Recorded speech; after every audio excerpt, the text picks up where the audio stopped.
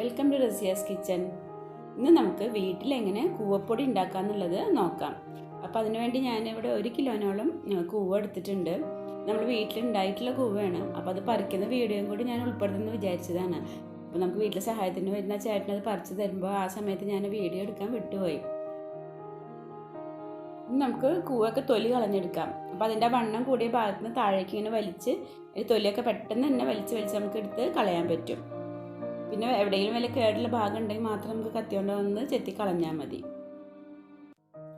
കൂവൻ്റെ വണ്ണം കുറഞ്ഞ ഭാഗത്തുനിന്ന് ഒരു പീസ് ഇത് കൂവ പറിച്ചെടുക്കുമ്പോൾ തന്നെ അവരത് പൊട്ടിച്ച് മാറ്റി വയ്ക്കും. അതാണ് നമ്മൾ അടുത്ത വർഷത്തേക്കുള്ള കൂവ കൃഷിക്ക് വേണ്ടിയിട്ട് നടാൻ വേണ്ടി ഉപയോഗിക്കുന്നത്.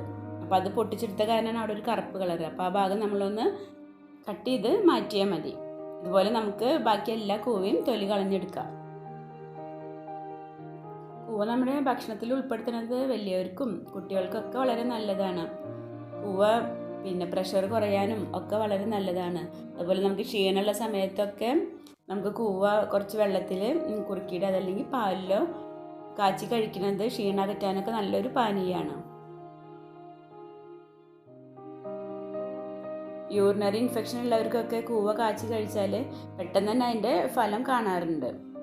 അപ്പോൾ നല്ലൊരു ഔഷധമാണ്. അപ്പോൾ ഞാൻ കൂവ മുഴുവൻ തൊലി കളഞ്ഞെടുത്തിട്ടുണ്ട്. ഇനി നമുക്ക് നന്നായി ഒന്ന് കഴുകിയെടുക്കാം.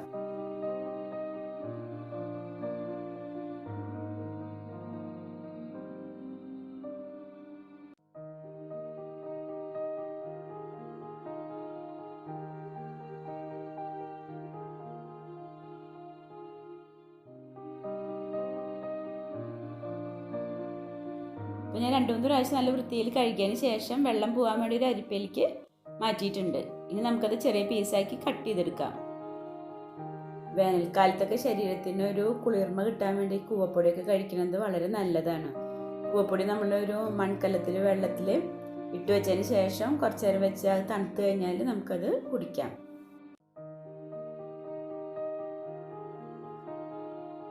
പണ്ട് കാലത്തൊക്കെ ഉരുളിലിട്ട് ഇടിച്ചിട്ടാണ് പൊടി ഉണ്ടാക്കിയിരുന്നത്.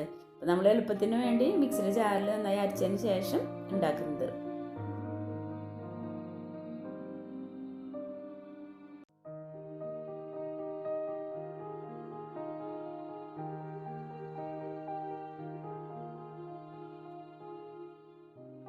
അപ്പോൾ കൂവ മുഴുവനും അരിഞ്ഞെടുത്തിട്ടുണ്ട്. ഇനി നമുക്കിതൊന്ന് അരച്ചെടുക്കാം.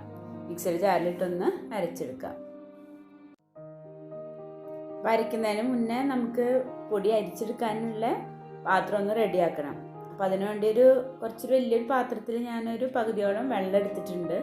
ഇനി അതിൻ്റെ മേലെ നമുക്ക് വൃത്തിയുള്ളൊരു കോട്ടൺ തുണിയോ അല്ലെങ്കിൽ ടവലോ എന്തെങ്കിലും വെച്ചൊന്ന് കെട്ടിയതിന് ശേഷം ആ ടവലിൻ്റെ മേലെ വെള്ളം കുറച്ചൊരു മേലേക്ക് നിൽക്കുന്ന രീതിയിൽ വെള്ളം ഒഴിക്കണം. നമുക്ക് പാത്രത്തിൻ്റെ മേലെ ടവൽ വെച്ചതിന് ശേഷം ഒന്ന് കെട്ടാം. അല്ലാന്നുണ്ടെങ്കിൽ നമ്മൾ അരച്ചിട്ടുള്ള കൂവ അതിൻ്റെ മേലേക്ക് വയ്ക്കുമ്പോൾ അത് താഴ്ന്നു പോകുമല്ലോ. അപ്പം അതിനു വേണ്ടി ഒന്ന് കെട്ടി വയ്ക്കാം.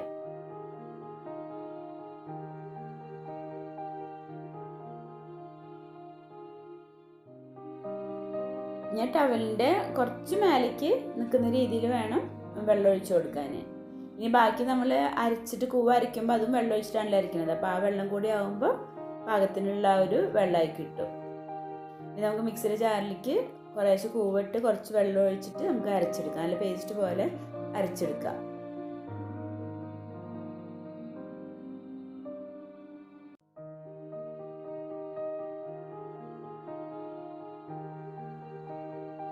അപ്പോൾ ഞാൻ നന്നായി അരച്ചെടുത്തിട്ടുണ്ട്. നന്നായി അരച്ചിട്ടുണ്ട്. നമുക്കത് ആ ടവലിലേക്ക് ഒഴിച്ചു കൊടുക്കാം. ഇനി നമ്മൾ ഓരോ പ്രാവശ്യം അരയ്ക്കുന്നതും നന്നായി ഇളക്കി അതിൻ്റെ ആ വെള്ളത്തിലേക്ക് ഇങ്ങനെ നമ്മൾ നല്ലോണം ഇളക്കി കൊടുക്കുമ്പോൾ പൊടി അതിൽ നിന്ന് താഴേക്ക് പോകും. അത് നമ്മൾ ഓരോ പ്രാവശ്യം അരയ്ക്കുന്നത് അങ്ങനെ ചെയ്യാതല്ലെങ്കിൽ ഒന്നിച്ച് അരച്ചതിന് ശേഷം നമുക്ക് ഇളക്കിയിട്ട് പൊടി അടിയിലേക്ക് പോകുന്ന രീതിയിൽ ഇളക്കിയെടുക്കാം. അപ്പോൾ ഞാൻ ബാക്കിയുള്ള കൂവയും കൂടി അരച്ചെടുക്കുന്നുണ്ട്.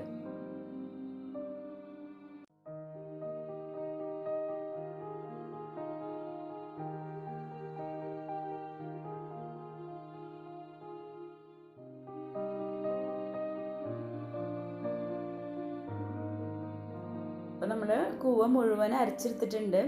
ഇനി നമുക്ക് കൈ വെച്ച് നല്ലോണം ഇളക്കി ഇളക്കി എടുക്കുമ്പോൾ അതിൻ്റെ ആ പൊടി മുഴുവനും വെള്ളത്തിൻ്റെ അടിയിലേക്ക് പോകും.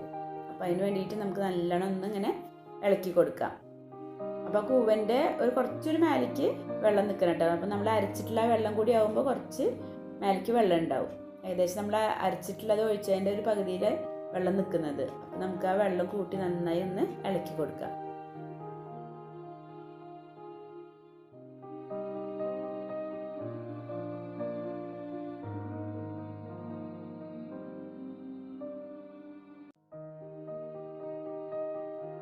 കുറച്ചുകൂടി വേഗമായി കിട്ടാൻ വേണ്ടി നമുക്ക് ഇതുപോലെ 2 കൈ വെച്ചിട്ട് അങ്ങനെ ഇളക്കിയെടുക്കാം. എന്നിട്ട് അതിൽ വരുന്ന ആ നാര് നമുക്ക് അതിന്ന് പിഴിഞ്ഞെടുക്കാം.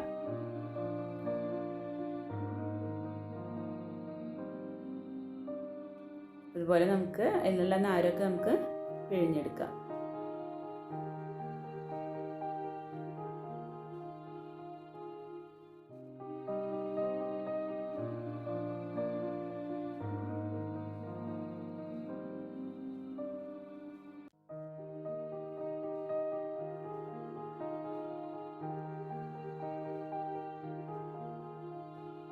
ഒരുവിധമൊക്കെ ഞാനത് പിഴിഞ്ഞെടുത്തിട്ടുണ്ട്. നമുക്കത് അഴിച്ചതിന് ശേഷം ഒന്നും കൂടി ആ ടവലിൽ വെച്ച് തന്നെ നല്ലോണം ഒന്ന് പിഴിഞ്ഞെടുക്കാം. ടവലോട് കൂടി തന്നെ ഒന്ന് പിഴിഞ്ഞെടുക്കാം.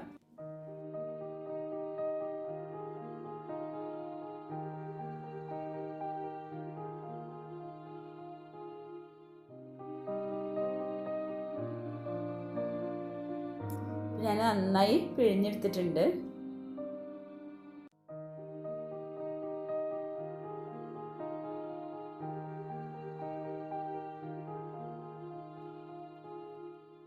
ഇനി നമുക്ക് ഇതെല്ലാം ഒന്നുകൂടി ഇതിൽ നിന്ന് കുറച്ച് വെള്ളം ഒഴിച്ച് മിക്സിയുടെ ജാറിലിട്ട് ഒന്നുകൂടി അരച്ചെടുക്കാം.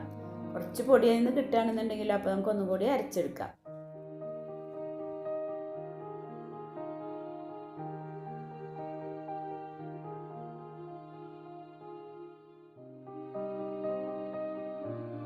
അപ്പോൾ ഞാൻ നന്നായി അരച്ചെടുത്തിട്ടുണ്ട്. നമുക്കത് ആ ടവലിലേക്ക് ഇട്ടതിന് ശേഷം ഒന്നുകൂടി പിഴിഞ്ഞെടുക്കാം.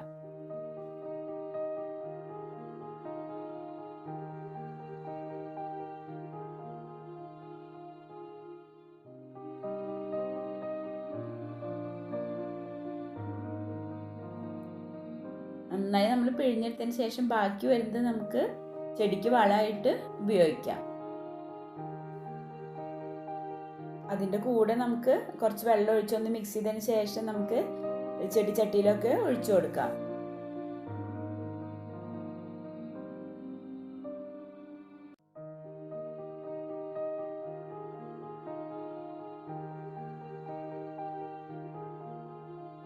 ഇനി ആ വെള്ളം കൂടി നമുക്ക് നമ്മൾ എടുത്തു വെച്ചിട്ടുള്ള ആ വെള്ളത്തിൻ്റെ കൂടെ ഒഴിച്ചു കൊടുക്കാം.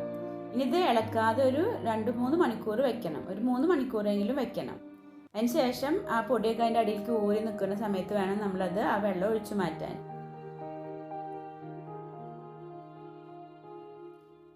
ഒരു 3 മണിക്കൂറായിട്ടുണ്ട്. നമുക്ക് തുറന്ന് നോക്കി നോക്കാം. അപ്പോൾ വെള്ളമൊക്കെ തെളിഞ്ഞിട്ട് അടിയിലേക്ക് ആ പൊടിയൊക്കെ പോയിട്ടുണ്ട്. വെള്ളം വേറെ ആയിട്ട് നിൽക്കുന്നുണ്ട്. അപ്പോൾ ഈ വെള്ളം നമുക്ക് ഇനി ഒരു പാത്രത്തിലേക്ക് ഒഴിച്ചു മാറ്റാം. ഇത് നല്ലൊരു കീടനാശിനിയാണ് കേട്ടോ. ഈ വെള്ളം നമ്മൾ വെറുതെ ഒഴിച്ച് കളയണ്ട. നമുക്ക് ചെടിക്കൊക്കെ ഒഴിച്ചു കൊടുക്കാൻ പറ്റിയ നല്ലൊരു കീടനാശിനിയാണ്.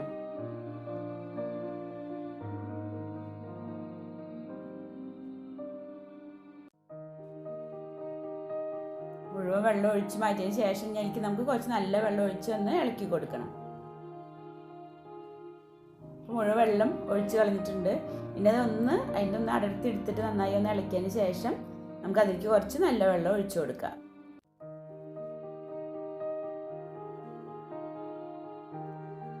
പൊടിക്ക് നല്ലൊരു കളർ കിട്ടാൻ വേണ്ടിയിട്ടാണ് നമ്മൾ അങ്ങനെ ചെയ്യുന്നത്.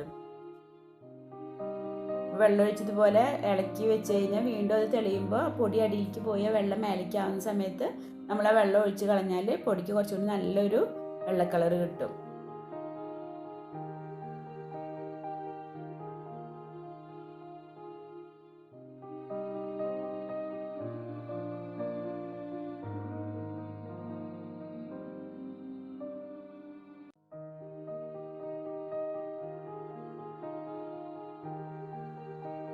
അപ്പം അതിൽ വെള്ളം ഒഴിച്ചു കൊടുത്തിട്ടുണ്ട്. ഇനി നമുക്ക് ഇതേപോലെ തന്നെ മൂടി വയ്ക്കാം. ഇനി ഒരു 3 മണിക്കൂർ കഴിഞ്ഞതിന് ശേഷം നമുക്ക് തുറന്നു നോക്കാം. അപ്പോൾ വെള്ളമൊക്കെ മേലേക്കായിട്ട് പൊടിയൊക്കെ അടിയിൽ പോയിട്ടുണ്ട്. നമുക്ക് വെള്ളം ഇന്ന് ഊറ്റിയെടുക്കാം. ലാസ്റ്റത്തെ വെള്ളം ഞാൻ കുറച്ചിങ്ങനെ ചെരിച്ച് വെച്ചിട്ടുണ്ടായിരുന്നു. അപ്പോൾ ആ വെള്ളം കൂടി അതിൽ നിന്ന് മാറ്റിയിട്ടുണ്ട്. നമുക്കൊരു സ്പൂൺ ഉപയോഗിച്ചിട്ട് ആ പൊടിയൊക്കെ അതിൽ നിന്ന് ഇളക്കിയെടുക്കാം. നന്നായി ഒന്ന് കട്ടയൊക്കെ ഒന്ന് ഉടച്ചു കൊടുക്കാം. അതല്ലെങ്കിൽ നമ്മൾ ഉണക്കി കഴിയുമ്പോൾ വലിയ വലിയ കട്ടയായിരിക്കും ഉണ്ടാവുക. അപ്പോൾ അതില്ലാതിരിക്കാൻ വേണ്ടിയിട്ട് നമുക്ക് നന്നായി ഒന്ന് പൊടിച്ചു കൊടുക്കാം. ഇനി ഒരു വലിയൊരു പാത്രം ഞാൻ എടുത്തിട്ടുണ്ട്. അതിലേക്ക് ഇട്ടതിന് ശേഷം നമുക്ക് വെയിലത്ത് വെച്ച് നന്നായി ഉണക്കിയെടുക്കാം.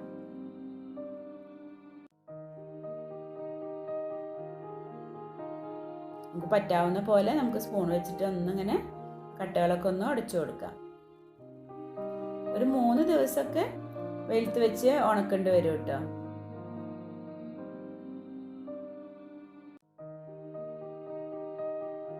അപ്പോൾ കൂവ ഞാൻ ഉണക്കാൻ വേണ്ടി വെയിലത്ത് വെച്ചിട്ടുണ്ട്. അപ്പോൾ വെയിലത്ത് വെച്ച സമയത്ത് ഞാൻ അതിൻ്റെ മേലെ ലാസ്റ്റ് ഒരു കോട്ടൺ തുണി ഇട്ടിട്ടുണ്ടായിരുന്നു, പൊടി അതിലേക്ക് വീഴാതിരിക്കാൻ വേണ്ടിയിട്ട്. അപ്പോൾ അത് ഞാൻ വീഡിയോ എടുക്കാൻ വിട്ടുപോയി. അപ്പോൾ നിങ്ങൾ ഉണക്കുമ്പോൾ അതിൻ്റെ മേലെ വൃത്തിയുള്ളൊരു കോട്ടൺ തുണിയും കൂടി ഇട്ട് കൊടുക്കണം. ഇത് നമ്മൾ 3 ദിവസം വെയിലത്ത് വെച്ച് ഉണക്കിയ കൂവപ്പൊടിയാണ്. നന്നായി ഉണങ്ങിയ പൊടിയാകുമ്പോൾ നമ്മൾ അതിൽ നിന്ന് ഒരു കട്ടെടുത്തിട്ട് കൈ കൊണ്ട് ഇങ്ങനെ പൊടിക്കുമ്പോൾ നന്നായി ഇങ്ങനെ പൊടിഞ്ഞു കിട്ടും. നന്നായി ഉണങ്ങിയിട്ടുണ്ട്. ഇത് എത്ര വർഷം വേണമെങ്കിലും കേടുകൂടാതെ ഇരുന്നോളും. ഇത് നമുക്കൊരു എയർ ടൈറ്റ് കണ്ടെയ്നറിലാക്കിയിട്ട് സൂക്ഷിക്കാം. ഈ പൊടി ഇപ്പോൾ ഒരു 200 ഗ്രാം ഉണ്ട്. അപ്പോൾ നമ്മൾ 1 കിലോ കൂവയാണ് എടുത്തിട്ടുണ്ടായിരുന്നത്. അതിൽ നമുക്ക് 200 ഗ്രാം പൊടിയാണ് കിട്ടിയിട്ടുള്ളത്. ഈ വീഡിയോ നിങ്ങൾക്ക് ഇഷ്ടമായിട്ടുണ്ടെങ്കിൽ ഷെയർ ചെയ്യാനൊന്നും മറക്കരുത് കേട്ടോ. റസിയാസ് കിച്ചൻ ചാനൽ നിങ്ങൾ ആദ്യമായിട്ടാണ് കാണുന്നെങ്കിൽ ഒന്ന് സബ്സ്ക്രൈബ് ചെയ്യണേ. Thank you.